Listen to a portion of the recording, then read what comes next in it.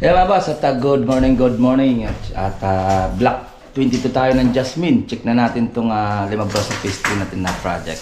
Kabit na tayo ng TV console and then yung ating granite dito. Let's go!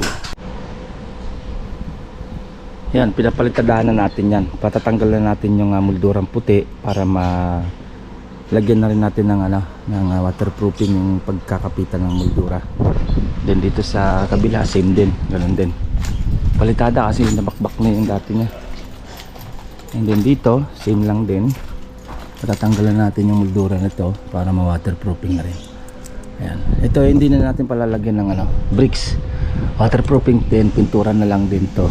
Gawa ng likod naman to importante lang naman itong harap na hindi masira yung design niya at magagalit yung subdivision niyan. Ito obligado talaga tatanggalin na yung moldura niyan. Then pag nag-extend ka dito, itinaas mo, tanggal talaga yan. Kaya ayan, pipinturahan na lang din natin yan para sure na wala nang tataguan yung tubig. Dito sa TV console, ayan. Okay, kabit na yung ating TV console. And then ito, yung ating wood plank, pinalagyan natin yung jari para hindi magasgas. Hindi nakakaya sa client kasi yan, okay na yan. Ito naman sa second floor, na-vlog na rin natin ito. Second floor niya. At okay na rin naman, nalinis na rin naman ito. Ay, halos punas na lang naman kami dito. Yan. Okay na rin naman. Punas na lang natin ito.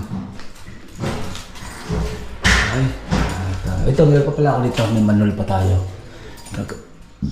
Paklasin ba natin yung manual dito? Dahil nakaabang yan dyan. Pwede pumasok yung tao kung na mataas yung roofing nito. Okay, yan. Gari na tayo. Babarnisan na yan, pero babarnisan ulit natin sa mga boss. Pag turnover na yung unit para wala na apak dito sa second floor. Okay, malinis na. Pinakabit natin yung mga ilaw. Wow! Pinakabit na yung mga ilaw niya. Ito ilaw. Okay na to. Okay na to ilaw, Maram? Ay, patay lang? Kaso hindi pa lahat. Pinapatay at nagkakabit pa siya ng uploaded natin ng bar counter. Ayan. Same lang din ang kulay. Yung kulay nun. Same lang din. Okay? Ayan. Nabapping na rin naman to. Nakabit na lang naman yung dito. Nakabit na lang yung kanyang kalan. Ayan. Nababo niya. Okay na rin yung. Then ito na lang yung tiles nito. Okay? Nice na. Oh. Strip light. Yung strip light nito nandito na rin? Kompleto na yun lahat. Kompleto na pala. Nandito na lahat pala mga ilaw. Tsaka yung mga strip light niya. Halos ito na.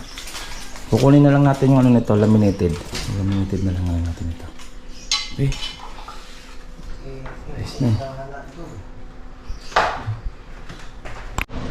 Yan mga boss, yan ang ating kuting pasilip. Block 22 ng Jasmine.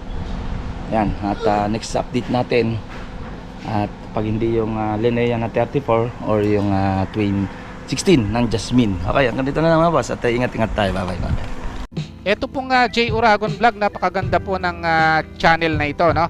Tungkol po ito sa construction. Actual construction po ang channel na ito, no? Pag pinanood nyo po ito, panalo po kayo sa channel na ito. Napakaganda po ng mga video niya. Lalo na pong magaganda, no? Yung mga iba't ibang design niya. Kakaiba po yung mga iba't ibang design niya sa mga kisame.